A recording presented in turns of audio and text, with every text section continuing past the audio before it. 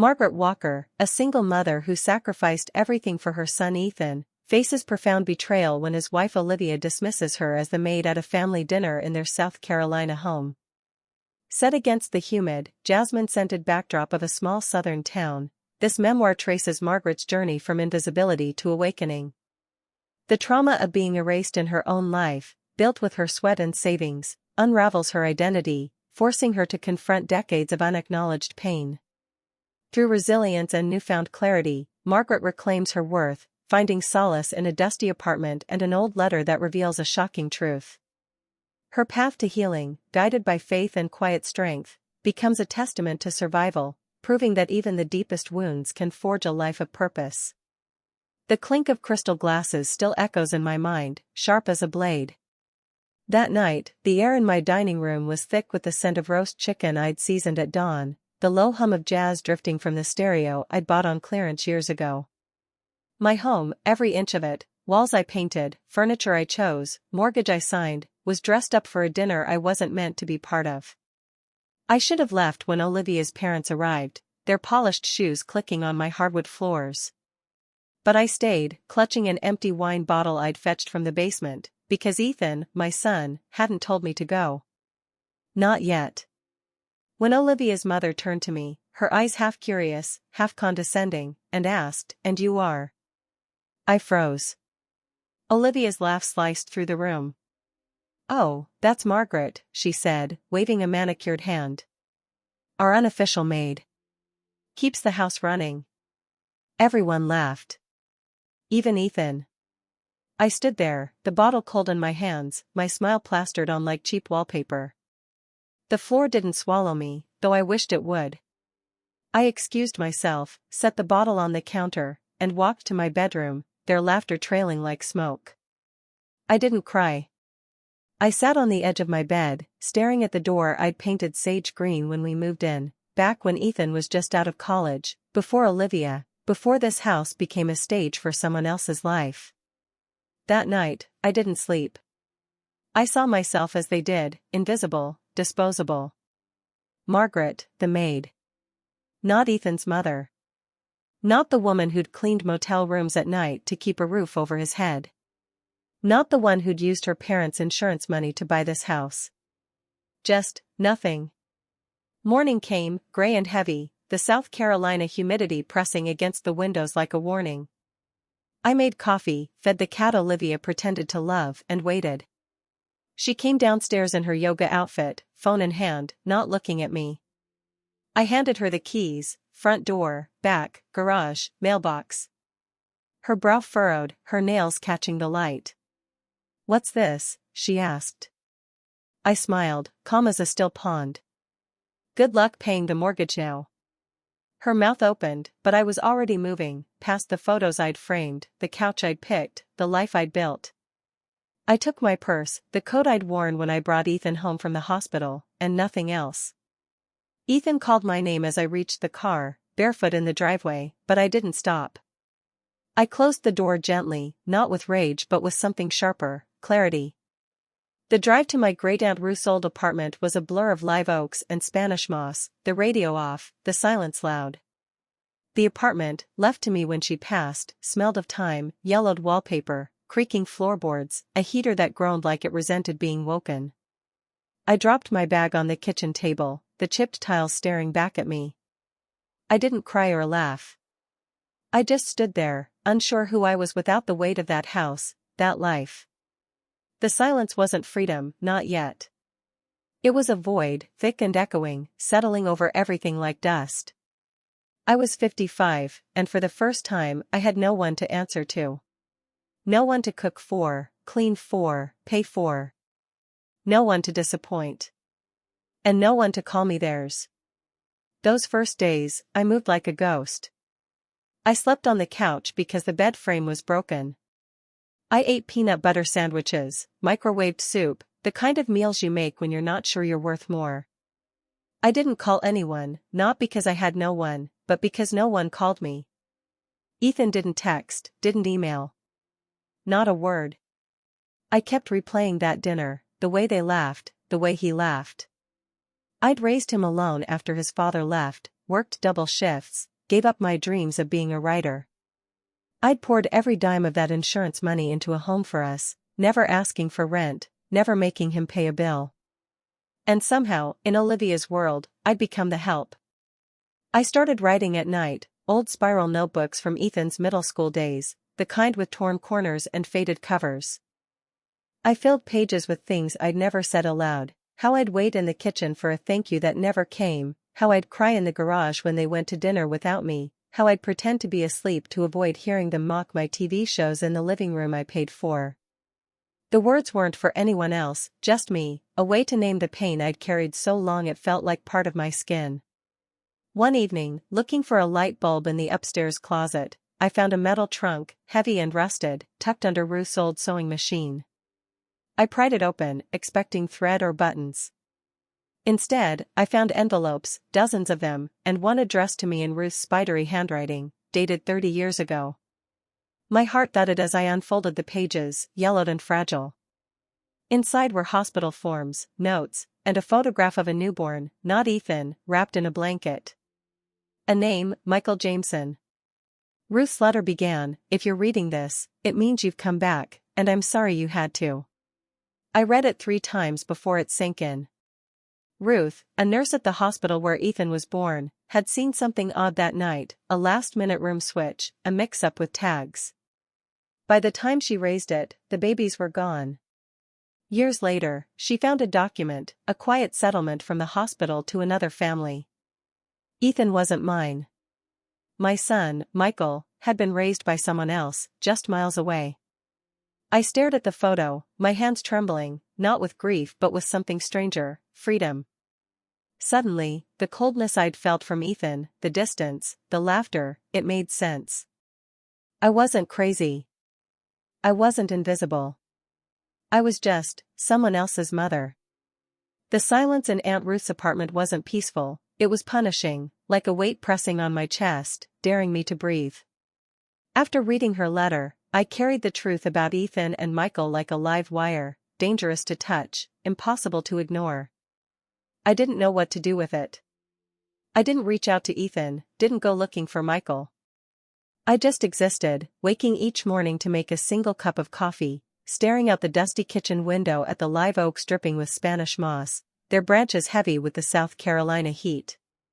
The town outside moved on, pickup trucks rumbling down Main Street, cicadas screaming in the dusk, but I was stuck, trying to understand who I was now. The Margaret who raised Ethan, who scrubbed floors and signed mortgage papers, wasn't the same woman holding those hospital records. That Margaret was a mother, a giver, a shadow. But who was I without her? I spent nights rereading Ruth's letter, the hospital files spread across the couch like a map to a life I'd never lived. I must have traced every line 100 times, signatures, timestamps, the DNA report Ruth had quietly ordered years later. It was real.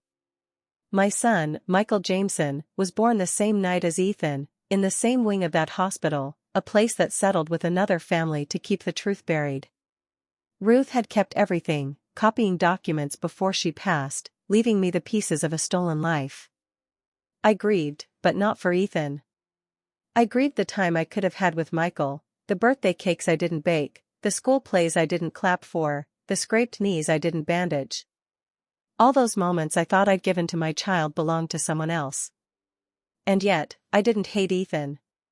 My love for him wasn't biological, it was unconditional. Or so I'd thought. When someone you raise laughs as you're erased, it forces you to question everything. One Tuesday afternoon, I pulled myself together. I'd been hiding too long, curled up in that apartment with its groaning heater and chipped tiles. I wasn't ready to face Ethan, not yet, but I could start somewhere quiet. I walked into town, the air thick with jasmine and the faint salt of the nearby marsh.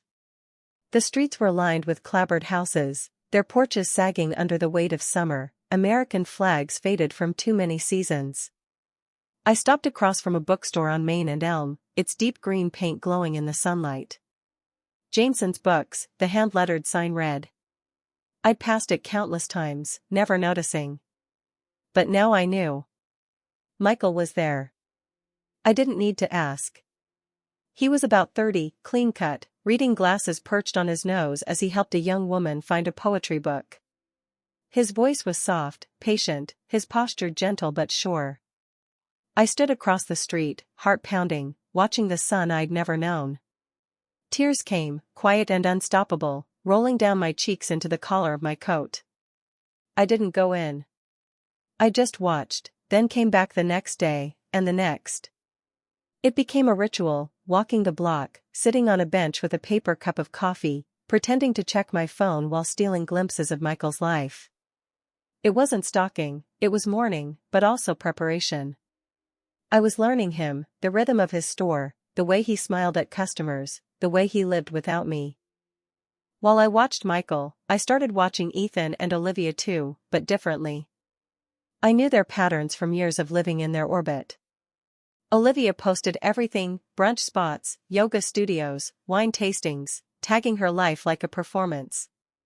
It wasn't hard to follow the trail. What I found made my stomach turn. They weren't struggling, they were pretending.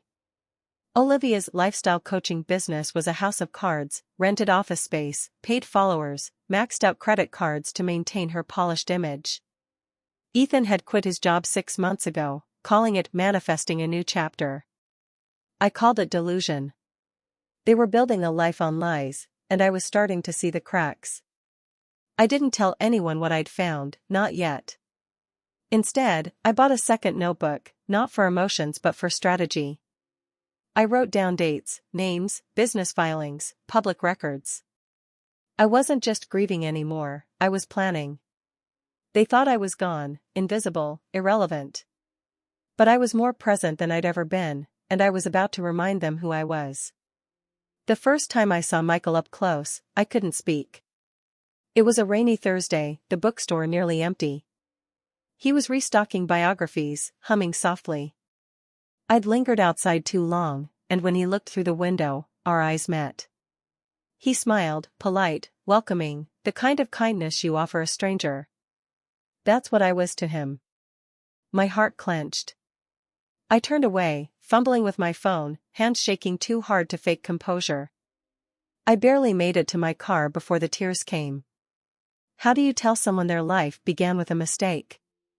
How do you say, "You're not who you think you are, and neither am I"? I went home and read Ruth's letter again, her words searing. She'd doubted from the start, seen the nursery switch, but the hospital buried it. The Jamesons, Michael's parents, must have known something, enough to accept a payout. But I wasn't here for revenge against them. I just wanted to know him, to see if the ache in my chest could be filled by the reality of who he was. So I went back. I bought a book. Michael rang it up, smiling. "Good choice," he said. "Hard to find these days." His voice was warm, familiar in a way that tightened my throat. I nodded. "You own this place?" "Sort of," he said. "My parents helped me get started. They're retired now, so I keep busy here." Of course they helped. Of course he had support. Not like Ethan, who'd had my blood and sweat and still turned me into a punchline. I started visiting every few days, casual. Sometimes I bought a novel, sometimes I browsed. Michael began to recognize me. "Back again," he'd say, that easy smile breaking something in me. We talked about the weather, books, local events. I never told him my name. Not yet. Meanwhile, in the shadows of my old life, things were shifting.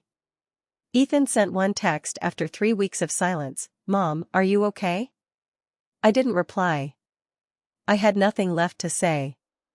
But I dug deeper into their world. The house was still in my name. Olivia had tried to refinance without me, denied. She couldn't afford the mortgage. Ethan had no income. I could have evicted them, but that was too easy. I wanted them to feel the slow unraveling, the fear of a foundation that wasn't theirs. Every night, I wrote in my new journal, Michael's hobbies, Olivia's lies, Ethan's silence. I was awake, and the world had no idea what that meant yet. The South Carolina sun didn't forgive, even in late summer, its heat pressing through the apartment's thin windows, making the air feel like a held breath. I'd wake to the groan of the heater, the scent of old wood and time clinging to everything, and I'd lie there, Ruth's letter replaying in my mind. Michael Jameson, my son, was out there, shelving books, smiling at strangers, living a life I'd never touched. Ethan, the boy I'd raised, was still silent, no calls, no texts, just the echo of his laughter from that dinner, sharp as a splinter under my skin. I wasn't angry, not anymore. Anger burns out.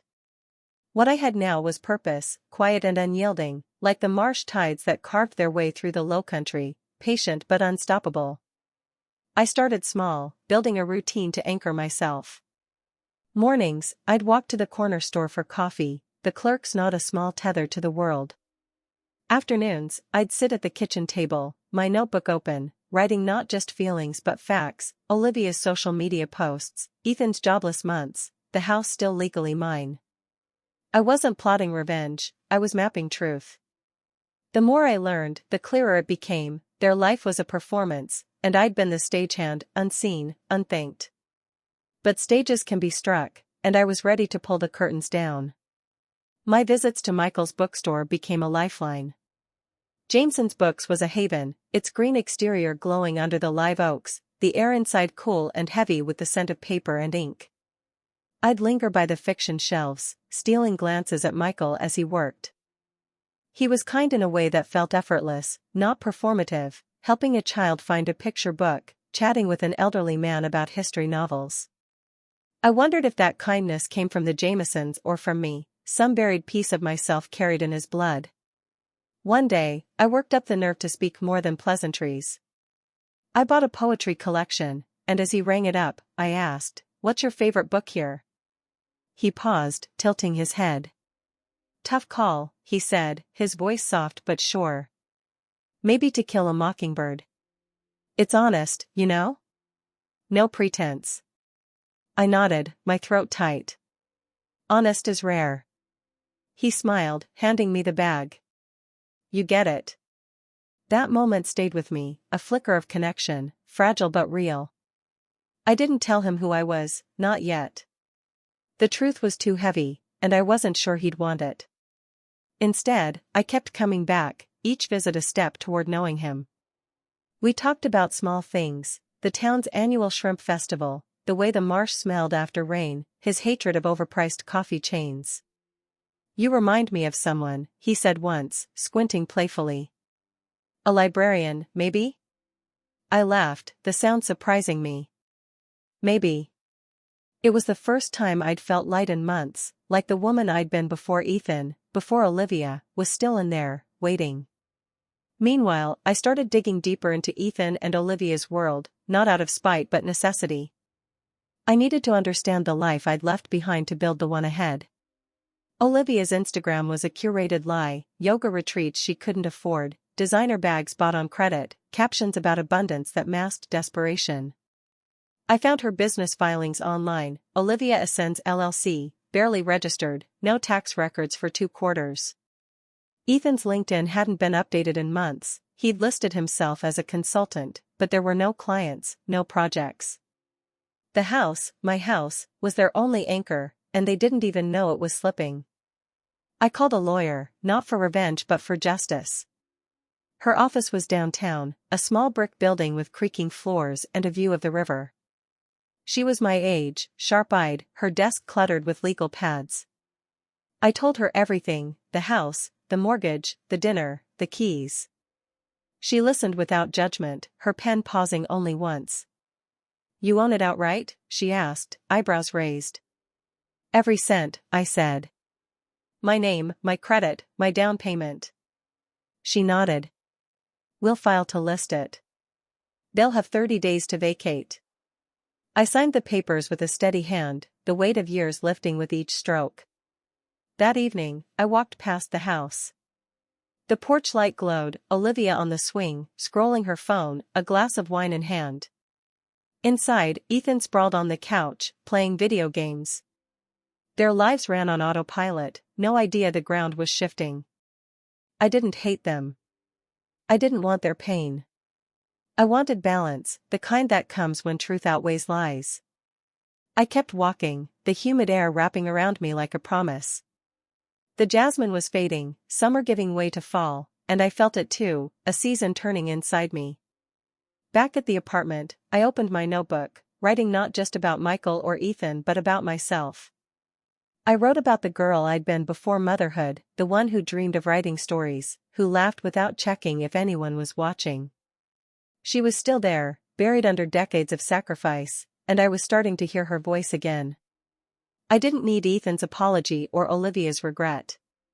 I needed me, whole, unbroken, unafraid. One night, I dreamed of the marsh, its reeds swaying under a moonless sky, the water whispering secrets only the tides knew. I woke with a clarity that felt holy, like the faith my mother used to talk about, not in a church but in the quiet certainty of survival. I wasn't just Margaret, the maid, or Margaret, the mother. I was Margaret, period. And that was enough. The next day, I bought a new coat, not practical but soft, deep blue, the kind of thing I'd never have chosen before. I wore it to the bookstore, and when Michael said, "Nice color," I smiled, not politely but fully, like I meant it. "Thanks," I said. "It's new." He didn't know what I meant, but it didn't matter. I was new too, and the world would see it soon enough. The air in Aunt Ruth's apartment grew cooler as September bled into October, the South Carolina humidity loosening its grip, leaving behind crisp mornings and the faint scent of pine. I'd sit by the window, watching the live oaks sway, their Spanish moss trembling like ghosts caught in the breeze. Ruth's letter, now creased from handling, sat on the kitchen table, a quiet witness to my unraveling. Michael was out there, living a life I hadn't shaped, while Ethan and Olivia clung to a house they didn't own, a life they couldn't afford. I wasn't the woman who'd walked away from that dinner anymore, smiling through humiliation. I was something else, sharper, awake, a tide turning beneath a calm surface. My lawyer's notice went out to Ethan and Olivia on a Tuesday. I pictured it landing in their mailbox, crisp and official, a blade wrapped in paper. My phone buzzed that morning, Ethan's name on the screen. I let it ring, the sound swallowed by the apartment's silence. I wasn't ready for his voice, his excuses. I turned the phone over and sipped my tea, the honey sweetness grounding me. Later, his email arrived, short and frantic. "Mom, what are you doing? Please call me. Olivia is freaking out." Of course she was. The mortgage was due, and they couldn't refinance without my name, the name they'd laughed at, reduced to a punchline. I didn't reply. Silence was my answer, and it spoke louder than I ever had. Olivia called 2 days later, her voicemail tight, barely controlled. "Margaret, we really need to talk. This is a misunderstanding. Ethan says you're going through something, and we're here to support you, but you're putting our lives at risk. That's not fair." I listened twice, her words dripping with the same polished venom she'd used at that dinner. She called the house hers. My house. The one I'd paid for with night shifts and sacrifice. I deleted the message, my hand steady. They didn't understand yet, but they would. Ethan showed up at the apartment a week later. I saw him through the peephole, hair uncombed, eyes shadowed, a man coming apart. He knocked once, then again, his voice low. "Mom, please. Don't do this." I stood on the other side, hand on the knob, but I didn't turn it. I let him feel what I'd felt for years, unheard, unseen. He lingered, then left, his footsteps fading down the hall. I didn't open the door, not out of cruelty but clarity. I wasn't his to summon anymore. My lawyer finalized the paperwork to list the house. Olivia tried to fight it, claiming contribution of value. My lawyer smirked. Let her prove it in court. She couldn't. She'd never paid a dime, never invested in anything but her image. Word spread quietly, Olivia's parents stopped liking her Instagram posts, her clients backed out, her curated world fraying at the edges. She posted a video about generational property law being unfair, but the comments saw through her. I didn't say a word. I didn't need to. The truth was doing its work. While their world unraveled, I kept going to Michael's bookstore. Jameson's Books was my refuge, its shelves a sanctuary of stories that didn't judge. Michael and I had coffee one afternoon, sitting at a small table by the window, the marsh visible in the distance, its reeds swaying under a gray sky. We talked about an old novel we both loved, its pages worn from rereading. "It's about grief," he said, stirring his tea, "but also forgiveness." I nodded, swallowing hard. "I'm not there yet." He tilted his head, curious but not prying. "You will be," he said. "You seem like someone who gets there." I smiled, tears pricking my eyes. He didn't know me, but he saw me, and that was more than Ethan had done in years.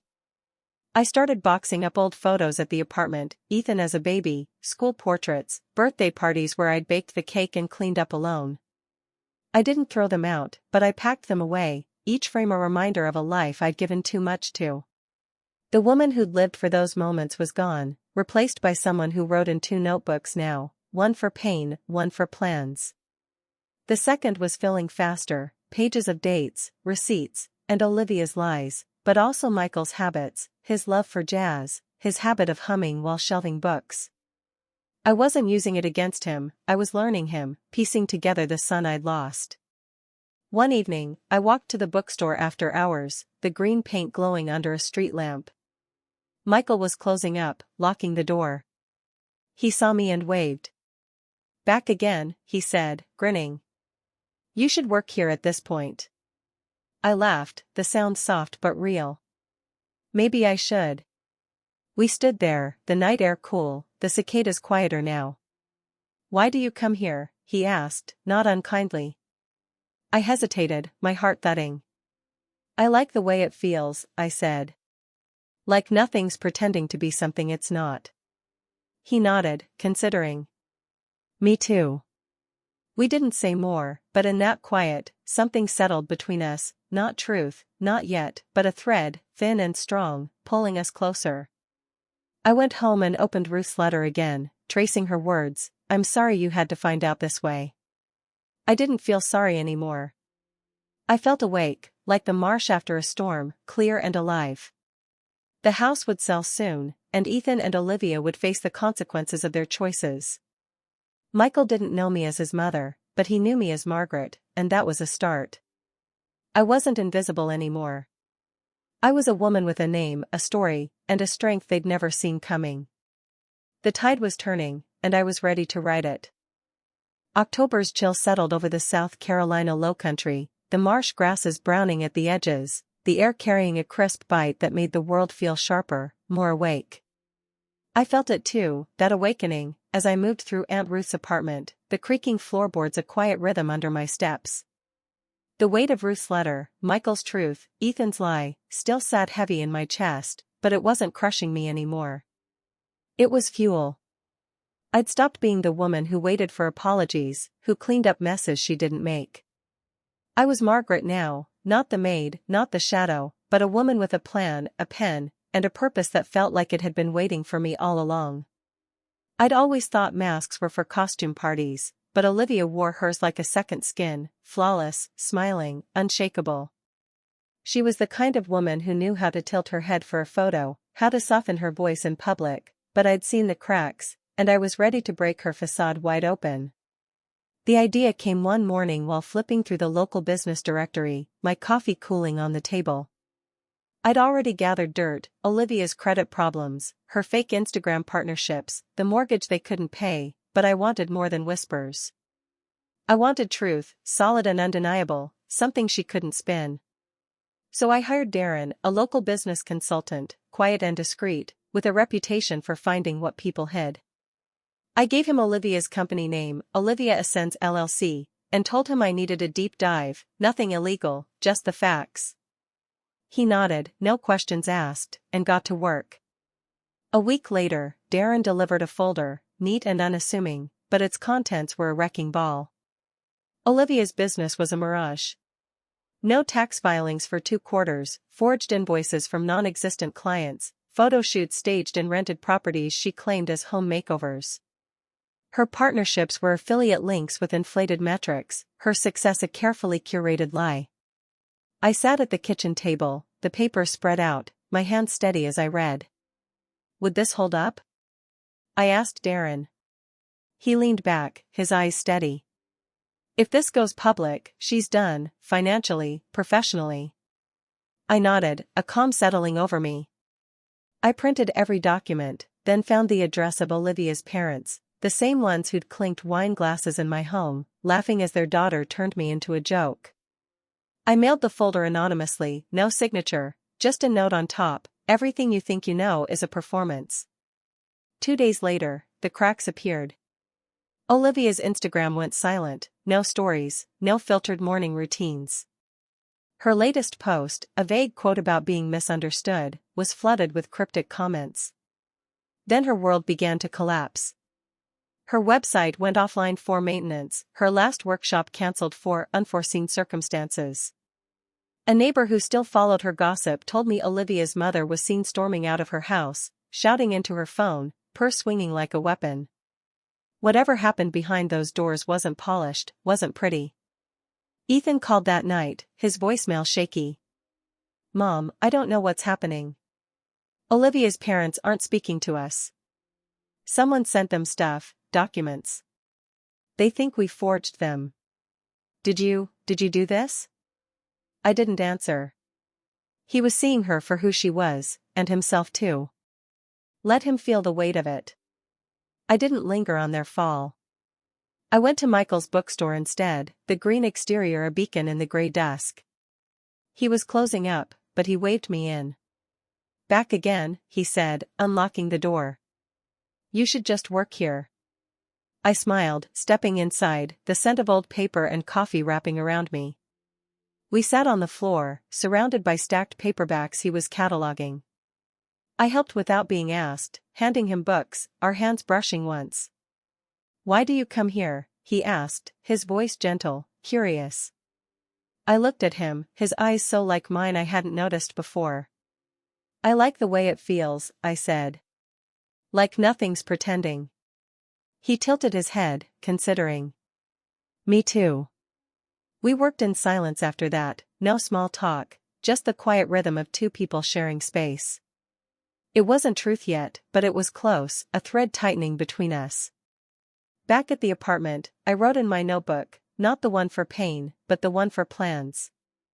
I jotted down Michael's words, his easy kindness, and Olivia's unraveling, her mask shattered by her own lies. I didn't feel triumph, just clarity. The house was still on the market, the lawyer's papers moving forward. Ethan and Olivia were running out of time, and I was running out of reasons to stay quiet. I thought of my mother's old Bible, tucked in a drawer, its pages thin as whispers. She'd underlined a verse, "The truth will set you free." I hadn't believed it then, but I did now. Truth wasn't just a weapon, it was a key, and I was unlocking doors I'd never thought to open. One night, I walked to the marsh, the air cool, the stars sharp above the reeds. I stood where the water met the land, the tide pulling in and out, steady as a heartbeat. I thought of Michael, of Ethan, of the woman I'd been and the one I was becoming. I didn't need their love or their regret. I needed myself, whole, unapologetic, alive.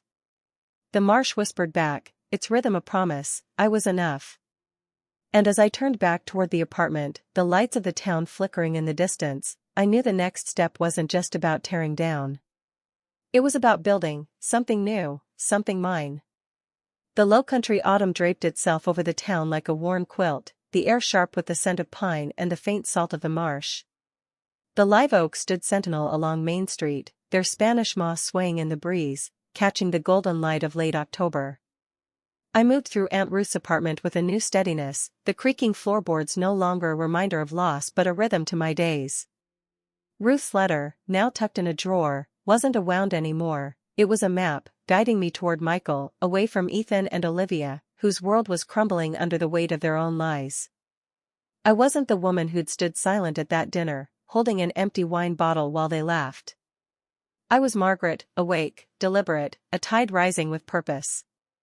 Olivia's collapse was quiet but complete. Her Instagram, once a daily performance of perfection, had gone dark. Her business, Olivia Ascends LLC, was a ghost, website offline, workshops cancelled, her reputation unraveling in whispers across town. The folder I'd sent her parents had done its work, exposing her forged invoices, her fake clients, her borrowed life. Ethan's voicemails grew more desperate, his voice cracking. "Mom, please. Olivia's falling apart. I don't know what to do." I didn't answer. He'd stood by her, laughed with her, let her rewrite me as the maid. Now he was drowning in the wreckage, and I wasn't his lifeguard anymore. I turned my focus to Michael, to the bookstore that felt like a sanctuary. Jameson's Books was a world apart from the polished chaos of Olivia's life, its green exterior glowing under the autumn sun, the air inside thick with the scent of old paper and possibility. I visited more often, no longer hiding behind pretense. Michael recognized me now, his smile warm, familiar. One afternoon, we sat at the tiny cafe next door, the marsh visible through the window, its reeds swaying in the wind. He sipped tea, talking about a book he'd just read, a memoir about loss and rebuilding. "It's raw," he said, "but hopeful. You ever read something that feels like it sees you?" I nodded, my throat tight. "Yeah. Like it knows your secrets." He laughed, soft. "Exactly." Those moments with Michael weren't just conversations, they were bridges, fragile but growing stronger. I didn't tell him the truth yet, Ruth's letter, the hospital switch, the life we'd both lost. It was too heavy, and I wasn't sure he'd want it. But I was learning him, collecting pieces of who he was, his love for jazz, his habit of humming while shelving books, the way he listened to customers with a patience I recognized as my own. He was kind, not out of obligation but because it was who he was. I wondered if that came from me, some quiet strength carried in his blood, or if it was the Jamesons, the family who'd raised him. Either way, it was enough to keep me coming back. Meanwhile, Ethan's world kept unraveling. The house was still on the market, the lawyer's papers moving forward. I checked the deed again, still in my name, every cent of it mine. Olivia had tried to refinance, but without my signature, she was stuck. Ethan had no job, no income, no leverage. I could have evicted them, but I wanted them to feel the slow erosion, the fear of losing what they'd taken for granted. My lawyer called one morning, her voice steady. "They're out of options, Margaret. The sale's moving fast." I nodded, staring out the window at the marsh, its tides pulling in and out, relentless. "Good," I said. "Let it move." I started writing more, not just in my notebooks but on a second-hand laptop I'd bought, typing out fragments of my story. It wasn't a memoir yet, just pieces, moments of pain, moments of clarity, moments like sitting with Michael, feeling seen. I wrote about the marsh, its quiet strength, its ability to endure storms and still stand. I wrote about the girl I'd been, the one who dreamed of writing, who laughed without fear. She was still there, and I was giving her a voice again. One night, I found my mother's Bible in a drawer, its pages soft from years of touch. I opened it to a verse she'd underlined, "Be still, and know that I am God." I didn't go to church anymore, but those words felt like a tether, a reminder that my strength wasn't just mine. It was bigger, deeper, like the marsh itself. I walked past the house one evening, the porch light flickering, Olivia's silhouette gone from the swing. Inside, Ethan moved like a ghost, packing boxes, his shoulders slumped. I didn't stop, didn't linger. I kept walking, the air cool against my skin, the stars sharp above.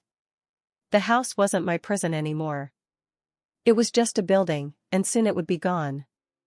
I thought of Michael, of the bookstore, of the life I was building, not out of anger but out of choice. I didn't need Ethan's regret or Olivia's ruin. I needed myself, whole, unbroken, alive.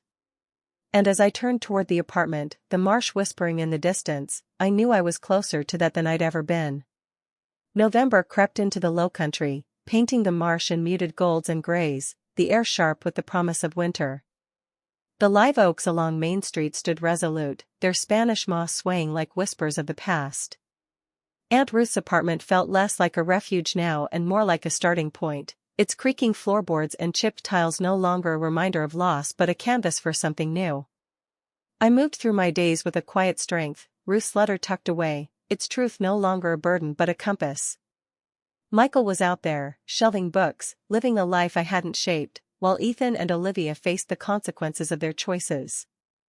I wasn't the woman who'd stood invisible in her own kitchen, smiling through betrayal. I was Margaret, awake, deliberate, a woman who'd learned that silence could be louder than screams. The house sale loomed closer, a legal tide pulling Ethan and Olivia under. My lawyer's updates were steady, the paperwork was finalized, the listing active, buyers circling. Olivia's attempts to fight it, claiming contribution to a house she'd never paid for, crumbled in court. Her business, Olivia Ascends LLC, was a ghost, its lies exposed by the folder I'd sent her parents. Her Instagram was silent, her reputation a whisper in the town's corners. Ethan's voicemails had stopped, replaced by a single text, "Mom, are you okay?" I didn't reply. He wasn't asking about me, he was asking about himself, about the life slipping through his fingers. I let the silence answer, its weight heavier than any words I could have offered. I turned my focus to Michael, to the bookstore that felt like a sanctuary. Jameson's Books was a world of its own, its green exterior glowing under the November sun, the air inside thick with the scent of old paper and coffee. I visited almost daily now, no longer hiding behind excuses. Michael's smile was familiar, a quiet warmth that chipped away at the fear in my chest. One afternoon, we sat in the bookstore's back room, a cramped space with a kettle, a mismatched couch, and a table scarred by years. He was cataloging new arrivals, and I helped, stacking paperbacks in neat piles. "You're good at this," he said, glancing over. "Ever think about running a place like this?" I laughed, soft. "Maybe in another life." He tilted his head, curious. "What did you do in this one?" I hesitated, then said, "Gave too much to people who didn't see me." He nodded, not prying, but his eyes held mine a moment longer, like he understood. Those moments with Michael were building something, not a bond yet, but a foundation. I still hadn't told him about Ruth's letter, the hospital switch, the truth that could upend his life. It wasn't time, and I wasn't sure it ever would be.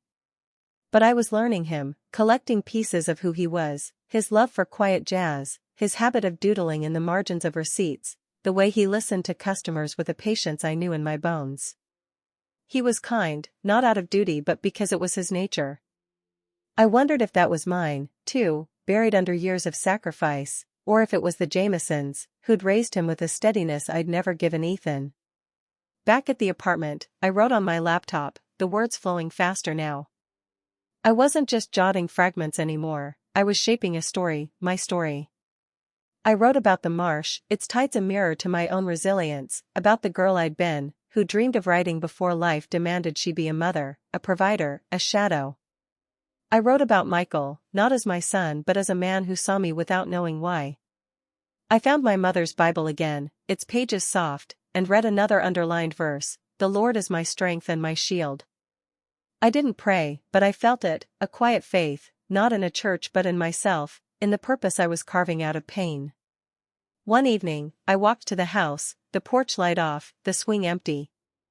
Boxes were piled on the lawn, Ethan's silhouette moving inside, packing what was left of their life. I didn't stop, didn't linger. I kept walking, the marsh in the distance whispering its steady rhythm. The house wasn't mine anymore, not in spirit, but its sale would be my freedom. I thought of Michael, of the bookstore, of the life I was building, not out of anger but out of choice. I didn't need Ethan's regret or Olivia's ruin. I needed myself, whole, unapologetic, alive. The next day, I went to the bookstore, the air cool, the sky a soft gray. Michael was shelving books, humming softly. He saw me and grinned. "Back again?" I smiled, stepping inside. Couldn't stay away.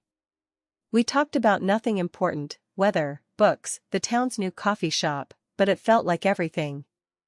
I was Margaret, not the maid, not the mother who'd lost everything.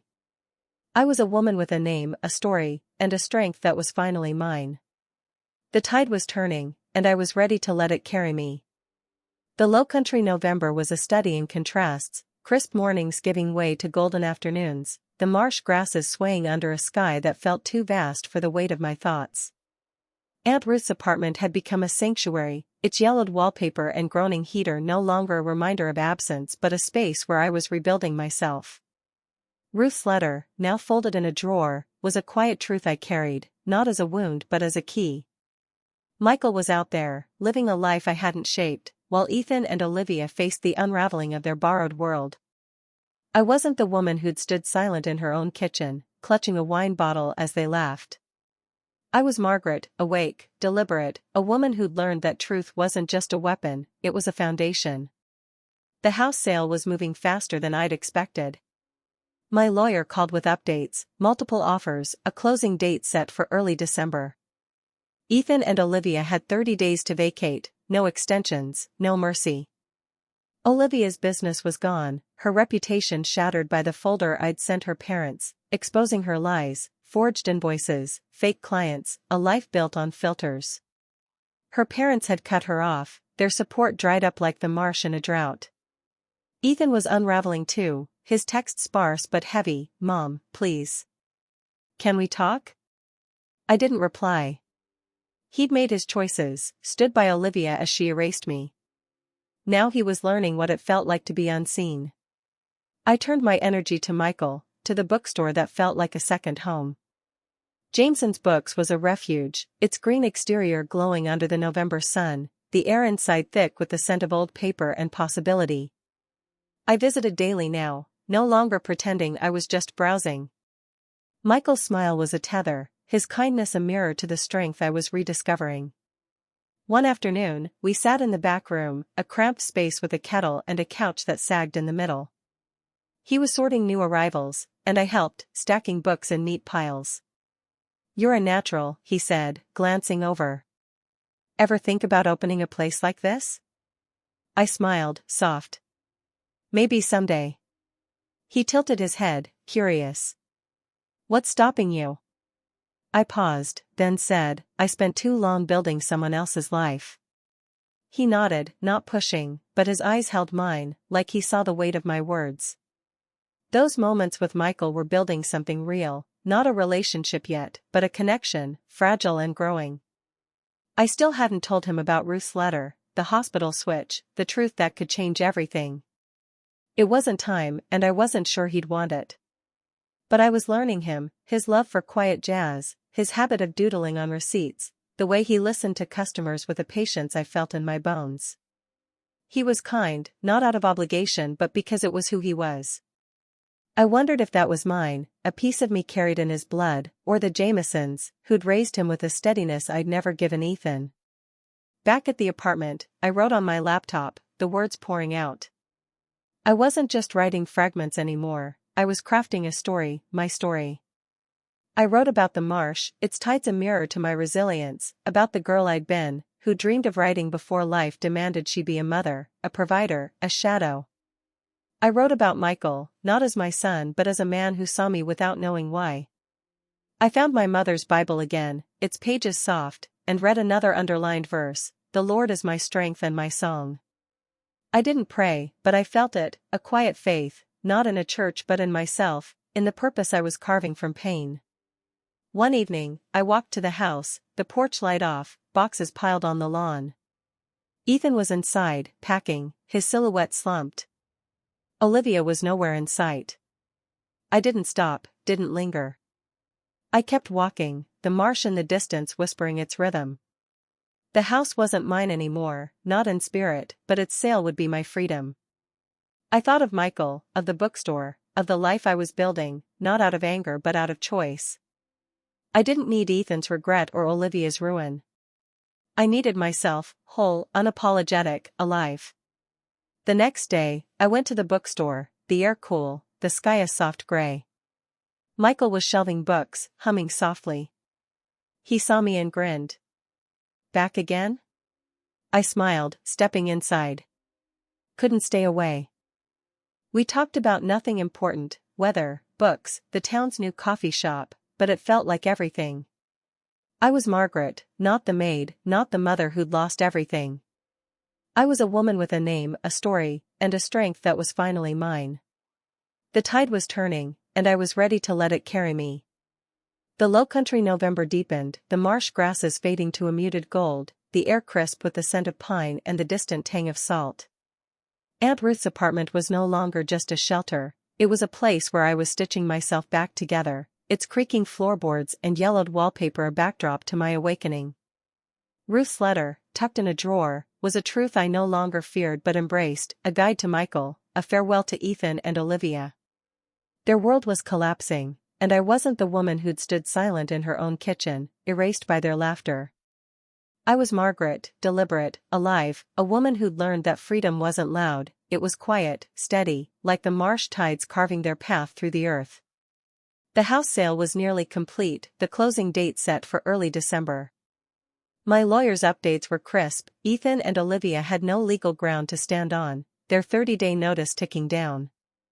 Olivia's business was a memory, her lies exposed by the folder I'd sent her parents, forged invoices, fake clients, a life built on borrowed time. Her parents had pulled their support, her reputation a whisper in the town's corners. Ethan's attempts to reach me had dwindled to a single text, "Can we meet?" Just once. I stared at it, the words heavy with something new, not anger, not desperation, but surrender. I didn't reply, not yet. I wasn't ready to open that door, but I wasn't slamming it shut either. I poured my energy into Michael, into the bookstore that felt like a second skin. Jameson's Books was a haven, its green exterior glowing under the November sun, the air inside thick with the scent of old paper and possibility. I visited daily, no longer a stranger but a familiar face. Michael's smile was a quiet gift, his kindness a mirror to the strength I was rediscovering. One afternoon, we walked to the farmer's market together, the stalls lined with jars of honey and baskets of late-season greens. He picked up a jar of apple butter, laughing. "My mom used to make this every fall." The word mom didn't sting, it felt right, natural. He had a mother, and I had a son who hadn't seen me until it was too late. "Sounds like a good memory," I said, my voice steady. He nodded, his eyes soft. "Yeah. It is." Those moments with Michael were building something solid, not a bond yet, but a connection, rooted in choice, not obligation. I still hadn't told him about Ruth's letter, the hospital switch, the truth that could upend his life. It wasn't time, and I wasn't sure he'd want it. But I was learning him, his love for quiet jazz, his habit of doodling on receipts, the way he listened with a patience I recognized as my own. He was kind, not out of duty but because it was his nature. I wondered if that was mine, too, buried under years of sacrifice, or the Jamesons, who'd raised him with a steadiness I'd never given Ethan. Back at the apartment, I wrote on my laptop, the words no longer fragments but a story, my story. I wrote about the marsh, its tides a mirror to my resilience, about the girl I'd been, who dreamed of writing before life demanded she be a mother, a provider, a shadow. I wrote about Michael, not as my son but as a man who saw me without knowing why.